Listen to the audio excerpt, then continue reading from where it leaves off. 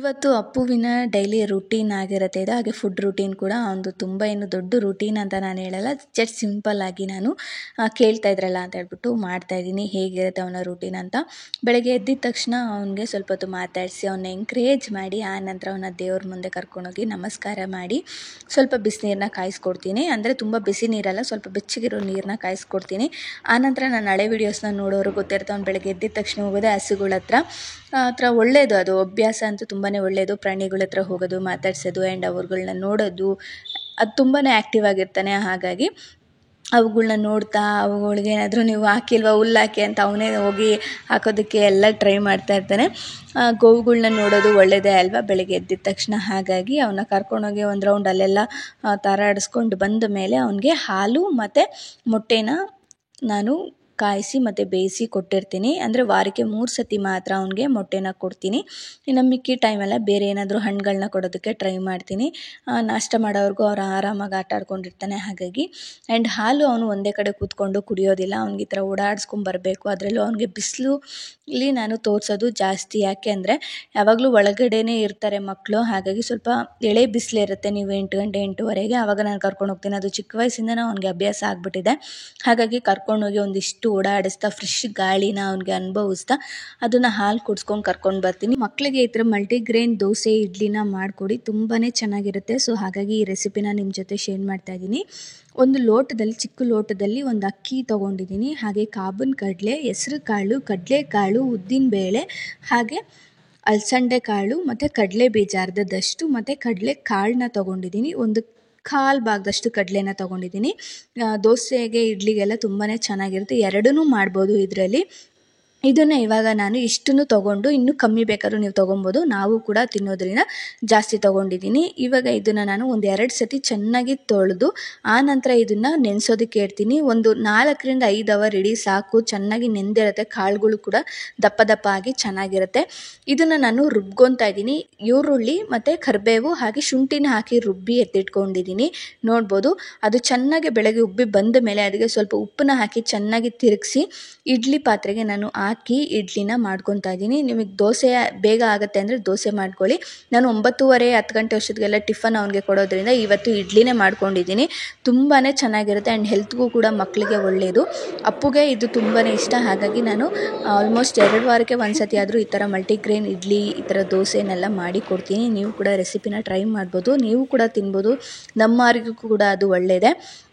ಆನಂತರ ಅವನು ನಾಷ್ಟ ಮಾಡೋ ಗಂಟ ಅವನು ಆಟ ಆಡಿಕೊಂಡು ಆರಾಮಾಗಿರ್ತಾನೆ ಒಳಗಡೆನೇ. ಯಾಕಂದರೆ ಮಕ್ಕಳು ಯಾರೂ ಇರೋದಿಲ್ಲ ಈಚೆ ಆ್ಯಂಡ್ ತುಂಬಾ ಬಿಸಿಲು ಕೂಡ ಇರುತ್ತೆ.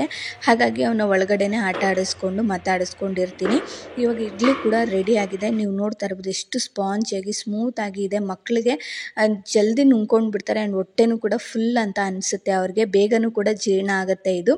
ಹಾಗಾಗಿ ನಾನು ಅದ್ರ ಜೊತೆ ಬೇಳೆ ಸಾಂಬಾರನ್ನ ಮಾಡಿದ್ದೆ ಆ್ಯಂಡ್ ಟೇಸ್ಟ್ ವೈಸ್ ಕೂಡ ತುಂಬಾ ಚೆನ್ನಾಗಿರುತ್ತೆ. ನೀವು ಕೂಡ ಟ್ರೈ ಮಾಡಿ, ರೆಸಿಪೀಸ್ ಕೇಳ್ತಾ ಇದ್ರಿ ಹಾಗಾಗಿ ಇದನ್ನು ತೋರಿಸಿದ್ದೀನಿ. ಇವಾಗ ಅವನಿಗೆ ತಿನ್ಸಿದ ಮೇಲೆ ಅವನ ರಿಯಾಕ್ಷನ್ ನೋಡಿ ಹೇಗಿದೆ, ಅವ್ನಿಗೆ ಏನು ಇಷ್ಟ ಆಯಿತು ಅಂತಲೂ ಅವನು ಹೇಳಿದ್ದಾನೆ. ನೋಡಿ ಹೆಂಗೈತೆ, ಹಾಂ ಸೂಪರ್. ಹೆಂಗೆ ತೋರಿಸೋದು,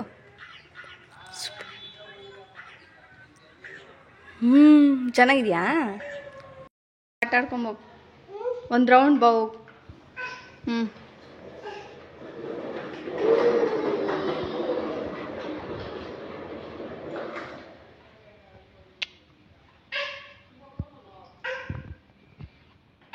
ಊಟ ಮಾಡಿದ ತಕ್ಷಣ ಅವನು ಮಲಗೋದಿಲ್ಲ, ಆಟ ಆಡ್ತಾನೆ. ಇವತ್ತೇನೋ ಗೊತ್ತಿಲ್ಲ, ಅವನೇ ಹೋಗಿ ಸ್ವಲ್ಪ ಆಟ ಆಡಿ ಹೋಗಿ ಅವನೇ ಮಲ್ಕೊಂಡಿದ್ದ. ಹಾಗಾಗಿ ನಾನು ಕೂಡ ಸ್ನಾನ ಏನೂ ಮಾಡ್ಸೋಕ್ಕಾಗಲಿಲ್ಲ, ಹಾಗೆ ಮಲಗಿದ್ದ. ಆಮೇಲೆ ಮಧ್ಯಾಹ್ನ ಎದ್ದ ಮೇಲೆ ಈಚೆ ಕೂರಿಸ್ಕೊಂಡು ಅವನಿಗೆ ನೇಲ್ ಕಟ್ ಮಾಡ್ತಾಯಿದ್ದೆ. ಹಾಗೆ ಸ್ವಲ್ಪ ಪಪ್ಪಾಯದ ಜ್ಯೂಸ್ ಮಾಡಿದ್ದೆ, ಅದನ್ನು ಕೊಟ್ಟಿದ್ದೆ. ಅದನ್ನು ಕುಡ್ಕೊಂಡು ಈಚೆಗಡೆ ಅವ್ರ ಕನ್ಸ್ಟ್ರಕ್ಷನ್ ಎಲ್ಲ ಮಾಡೋದನ್ನೆಲ್ಲ ನೋಡಿಕೊಂಡು ಹಂಗೆ ಉಗುರನ್ನ ಕಟ್ ಮಾಡ್ತಾಯಿದ್ದೆ. ಇವಾಗ ಮಧ್ಯಾಹ್ನ ಊಟ ಮಾಡಿಸ್ಬಿಟ್ಟು ಆಮೇಲೆ ಸ್ನಾನ ಮಾಡಿಸೋಣ ಅಂತ ಹೇಳ್ಬಿಟ್ಟು ನಾನು ಇವತ್ತು ಮಧ್ಯಾಹ್ನ ಊಟಕ್ಕೆ ಅವನಿಗೆ ಓಟ್ಸ್ನ ಕೊಡ್ತಾಯಿದ್ದೀನಿ. ಓಟ್ಸ್ ಕೊಡ್ಬೋದು ಅಂದರೆ ಖಂಡಿತವಾಗ್ಲೂ ಕೊಡ್ಬೋದು. ನಾನು ಅವನಿಗೆ 1 ವರ್ಷ ಆದಮೇಲಿಂದನೇ ನಾನು ಓಟ್ಸ್ನ ಸ್ಟಾರ್ಟ್ ಮಾಡಿದ್ದು. ತುಂಬಾ ಚೆನ್ನಾಗಿರುತ್ತೆ. ಅದು ವಾರಕ್ಕೆ 2 ಸತಿ ಮಾತ್ರ ನಾನು ಓಟ್ಸ್ನ ಕೊಡ್ತೀನಿ, ಬೇರೆ ಟೈಮ್ ಕೊಡೋದಿಲ್ಲ. ಓಟ್ಸ್ ನೀವು ಯಾವುದಾದ್ರೂ ತೊಗೊಳ್ಳಿ, ಸಫೋಲಾ, ಇನ್ನು ಯಾವುದ್ಯಾವುದೋ ಬರುತ್ತೆ, ಯಾವ್ದು ಬೇಕಾದ್ರೂ ತೊಗೊಳ್ಳಿ. ನಾನಿಲ್ಲಿ ನ್ಯೂಟ್ರಿಷನ್ದು ತೊಗೊಂಡಿದ್ದೀನಿ ಓಟ್ಸು. ಅದಕ್ಕೆ 4-5 ಸ್ಪೂನಷ್ಟು ಓಟ್ಸ್ನ ಸ್ವಲ್ಪ ಡ್ರೈ ರೋಸ್ಟ್ ಮಾಡಿ ಅದಕ್ಕೆ ಹಾಲನ್ನ ಹಾಕ್ಕೊತಾ ಇದ್ದೀನಿ. ಕೆನೆ ಸಮೇತನೇ ಹಾಕ್ಕೊತಾ ಇದ್ದೀನಿ. ಏನು ಪ್ರಾಬ್ಲಮ್ ಇಲ್ಲ. ಅದು ಚೆನ್ನಾಗಿ ಬೆಂದ ಮೇಲೆ ಲಾಸ್ಟ್ ಇನ್ನೇನು ನೀವು ಗ್ಯಾಸ್ ಆಫ್ ಮಾಡ್ತೀರಾ ಅಂದಾಗ ನಾನು ಬಾಳೆಹಣ್ಣು ತೊಗೊಂಡಿದ್ದೀನಿ. ಏಲಕ್ಕಿ ಬಾಳೆಹಣ್ಣು, ಪಚ್ಚ ಬಾಳೆಹಣ್ಣು ಯಾವುದಾದ್ರೂ ತೊಗೊಬೋದು. ತೊಗೊಂಡು ಚೆನ್ನಾಗಿ ಅದನ್ನು ಸ್ಮ್ಯಾಶ್ ಮಾಡಿ ಆನಂತರ ಗ್ಯಾಸ್ ಆಫ್ ಮಾಡಿದ್ಮೇಲೆ ಆ್ಯಂಡ್ ಅದನ್ನು ಒಂದು ತಟ್ಟೆಗೆ ಹಾಕ್ಕೊಂಡು ಅದ್ರ ಮೇಲೆ ಸ್ವಲ್ಪ ಸ್ವೀಟ್ನೆಸ್ಗೋಸ್ಕರ ನಾನು ಜೇನುತುಪ್ಪನ ಹಾಕ್ಕೊತಾ ಇದ್ದೀನಿ. ತುಂಬ ಸಿಂಪಲ್ ರೆಸಿಪಿ, ತುಂಬಾ ಟೇಸ್ಟಿಯಾಗಿರುತ್ತೆ. ನೀವು ಸಕ್ಕರೆ ಗಿಕ್ಕರೆ ಏನೂ ಆ್ಯಡ್ ಮಾಡಿಬಿಡಿ, ಜಸ್ಟ್ ಇಷ್ಟು ಮಾತ್ರ ಹಾಕಿ ಕೊಡಿ ಸಾಕು. ತುಂಬಾ ಚೆನ್ನಾಗಿ ಎಂಜಾಯ್ ಮಾಡ್ಕೊಂಡು ತಿಂತಾರೆ. ಆ್ಯಂಡ್ ಅಪ್ಪು ಕೂಡ ತಿಂದ ಮೇಲೆ ಅವನಿಗೆ ಫ್ರೆಶ್ ಅಪ್ ಮಾಡಿ ಸ್ನಾನ ಮಾಡಿಸಿ ಅವನ್ನ ರೆಡಿ ಮಾಡಿ ಇನ್ನು ಆಟ ಆಡೋದಕ್ಕೆ ಬಿಟ್ಟೆ. ಅವನ ಪ್ರಾಡಕ್ಟ್ಸ್ ಯಾವುದ್ಯಾವ್ದನ್ನೆಲ್ಲ ಯೂಸ್ ಮಾಡ್ತೀನಿ ಅಂತ ಕೇಳಿದರೆ ನಾನು ಯೂಸ್ ಮಾಡೋದು ಒಂದು 2-3 ಪ್ರಾಡಕ್ಟ್ ಮಾಡ್ತಾರೆ ತೋರಿಸ್ತೀನಿ. ನೆಕ್ಸ್ಟ್ ಆಮೇಲೆ ನಾನು ಡೀಟೇಲಾಗಿ ಪ್ರಾಡಕ್ಟ್ಸ್ಗಳನ್ನ ತೋರಿಸ್ತೀನಿ. ನಾನು ಯೂಸ್ ಮಾಡೋದು Himalaya baby powder, baby lotion, baby massage oil, ಇದನ್ನೇ ನಾನು ಯೂಸ್ ಮಾಡೋದು ಸದ್ಯಕ್ಕೆ. ಇನ್ಯಾವ ಬ್ರ್ಯಾಂಡದು ನಾನು ಯೂಸ್ ಮಾಡಲ್ಲ. ಮಸಾಜ್ ಆಯಿಲ್ ಇವಾಗಲೂ ಯೂಸ್ ಮಾಡ್ತೀರಾ ಅಂದರೆ ನಾನು ವಾರಕ್ಕೆ ಒಂದು ಸತಿ ಮಾತ್ರ ಅವನಿಗೆ ಎಣ್ಣೆ ಮಸಾಜ್ ಎಲ್ಲ ಮಾಡಿ ತಲೆಗೆ ಅಪ್ಲೈ ಮಾಡಿ ಸ್ನಾನನ ಮಾಡಿಸ್ತೀನಿ. ಬೇರೆ ಟೈಮಲ್ಲಿ ಏನು ಮಾಡಿಸಲ್ಲ. ಆ್ಯಂಡ್ ಸಂಜೆ ಕೂಡ ಆಟ ಆಡಿಸಿ ಆನಂತರ ಅವನಿಗೆ ನೆನ್ನೆನೇ ಸ್ವಲ್ಪ ಪಾಪ್ಕಾರ್ನ್ ಮಾಡಿ ಇಟ್ಟಿದ್ದೆ, ಅದನ್ನ ಕೊಟ್ಟೆ. ಅವ್ನು ತಿನ್ನಲಿಲ್ಲ, ಅಷ್ಟು ಇಷ್ಟಪಡಲಿಲ್ಲ. ಸೊ ಹಾಗಾಗಿ ಬೇರೆ ಏನಾದರೂ ಕೊಡೋಣ ಅಂತ ಅಂದ್ಕೊಂಡು ಸೀತಾಫಲ ನಿಮಗೆ ಗೊತ್ತಲ್ವ, ಆ ಹಣ್ಣಿತ್ತು, ಹಾಗಾಗಿ ಕೊಟ್ಟಿದ್ದೆ. ಅವನು ಆರಾಮಾಗಿ ತಿಂದ್ಕೊಂಡು ಆನಂತರ ಸ್ವಲ್ಪ ಅಪ್ಪನ ಜೊತೆ ಅವನು ಈಚೆಗಡೆ ಓಡಾಡಬೇಕು. ಅದು ಅವನಿಗೆ ತುಂಬಾ ಇಷ್ಟ, ಬೈಕಲ್ಲಿ ಓಡಾಡೋದು. ಹಾಗಾಗಿ ಅವರ ಫ್ರೆಂಡ್ ಮನೆಯಲ್ಲಿ ಮೇಕೆ, ಒಂದು ಸ್ವಲ್ಪ ನಾಯಿ ಮರಿಗಳು ಎಲ್ಲ ಇದೆ. ಹಾಗಾಗಿ ಅಲ್ಲಿ ಕರ್ಕೊಂಡು ಹೋಗ್ತೀನಿ ಅಂದರು. ಸರಿ ಆಯಿತು, ಕರ್ಕೊಂಡೋಗಿ ಬನ್ನಿ ಅಂತ ಹೇಳಿದೆ. ಅವ್ನು ನೀವು ಅಬ್ಸರ್ವ್ ಮಾಡಿರ್ಬೋದು, ಮನೆ ಒಳಗೆ ಇರ್ತಾನೆ. ಆ ಒಂದು ವೆಹಿಕಲ್ ಅಂತ ಅವನಿಗೆ ತುಂಬಾ ಇಷ್ಟ. ಸೊ ಹಾಗಾಗಿ ಮನೆ ಒಳಗೆ ಇರ್ತಾನೆ. ಆ್ಯಂಡ್ ಸಂಜೆ ಟ್ಯೂಷನ್ ಮಕ್ಕಳು ಬಂದ ಮೇಲೆ ಅವನು ಏನು ಮಾಡ್ತಾನೆ ಅಂದರೆ ಒಂದು ಪೆನ್ನು, ಒಂದು ಬುಕ್ಕು ತೊಗೊಂಡು ಅವ್ರೇನು ಬರಿತಾ ಇರ್ತಾರಲ್ವ ಅದನ್ನು ನೋಡ್ತಾ ಇರ್ತಾನೆ. ಹಾಗೆ ಅವನು ಕೂಡ ಆ ಬುಕ್ಕಲ್ಲಿ ಗೀಚೋದಕ್ಕೆ ಟ್ರೈ ಮಾಡ್ತಾನೆ ಅವ್ರ ಮುಂದೆ ಕೂತ್ಕೊಂಡು. ಇದು ಕೂಡ ಅವನಿಗೆ ಆಲ್ಫಾಬೆಟ್ ಬುಕ್ಸ್ ಆಗಿರ್ಬೋದು, ರೀಡಿಂಗ್ ಪಿಲ್ಲೋ ಆಗಿರ್ಬೋದು, ಇದೆಲ್ಲ ಇದೆ. ಅವನೇ ಇಟ್ಕೊಂಡು, ನೀವು ತುಂಬ ಹಳೆಯ ವೀಡಿಯೋಸಲ್ಲೇ ನೋಡಿರ್ಬೋದು, ಅವನು ಪಾರ್ಟ್ಸ್ ಆಫ್ ದ ಬಾಡಿ ಹೇಳ್ತಾನೆ, ABCDಲಿ ಕೆಲವೊಂದಿಷ್ಟು ಹೇಳ್ತಾನೆ. ಆ್ಯಂಡ್ ಏನಂತಾರೆ ನಂಬರ್ಸಲ್ಲೂ ಅಷ್ಟೇ ಒಂದು 2, 3, 4, 5 ಈ ಥರದ್ದೆಲ್ಲ ಹೇಳ್ತಾನೆ. ಆ ಥರ ಅವ್ರನ್ನ ಮಾತಾಡ್ಸ್ಕೊತ ಅವನೇ ಬರಿತಾ ಇರ್ತಾನೆ. ಏನಾದರೂ ಗೀಚೋದು, ಬರೆಯೋದು ಅಂದರೆ ತುಂಬ ಬರೆಯಲ್ಲ, ಜಸ್ಟ್ ಗೀಚೋದೆಲ್ಲ ಮಾಡ್ತಾ ಇರ್ತಾನೆ. ಆ್ಯಂಡ್ ಇವಾಗ ನೋಡ್ಬೋದು ಮಕ್ಕಳನ್ನ ಕಳಿಸೋ ಟೈಮ್ಗೆ ಅವನು ಬ್ಯಾಗ್ ಎತ್ಕೊಂಡು ಅವನು ಹೋಗ್ತಾ ಇದ್ದಾನೆ, ನಾನು ಹೋಗ್ತೀನಿ ಅಂತ. ತುಂಬ ಕ್ಯೂಟಾಗಿ ಕಾಣಿಸ್ತಾ ಇದೆ ಸ್ಕೂಲ್ ಬ್ಯಾಗಲ್ಲಂತೂ.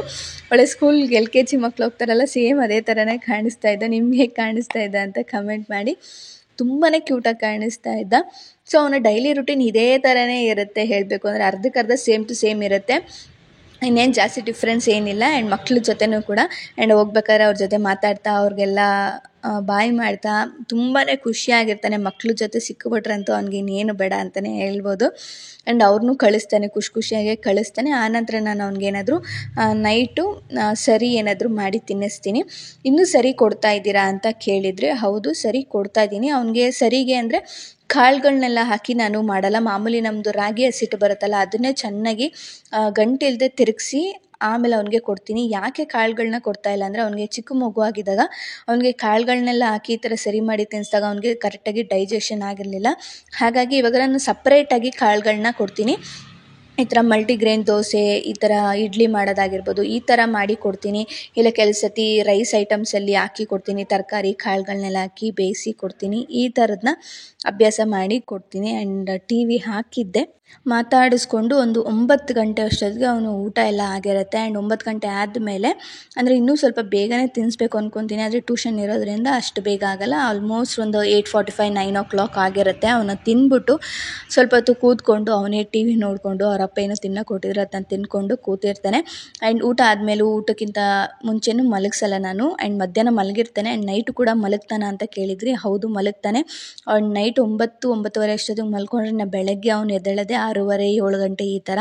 ಸೊ ಇದಾಗಿತ್ತು ಅಪ್ಪುನ ಸಿಂಪಲ್ ರುಟೀನ್. ಆ್ಯಂಡ್ ರೆಸಿಪೀಸ್ ಕೂಡ ಇದಾಗಿತ್ತು.